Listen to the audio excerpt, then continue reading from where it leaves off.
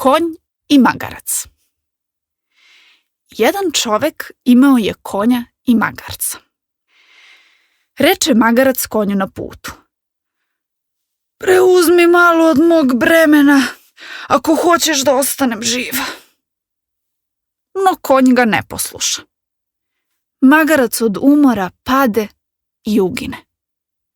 Gospodar tada natovari sve na konja, pa i samog magarca.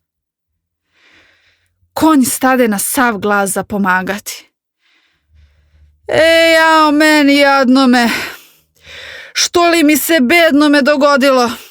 Zato što nisam hteo preuzeti mali teret, sada evo nosim sve, pa i magarca. Basna pokazuje kako će, ako se udruže veliki sa malima, i jedni i drugi u životu dobro proći.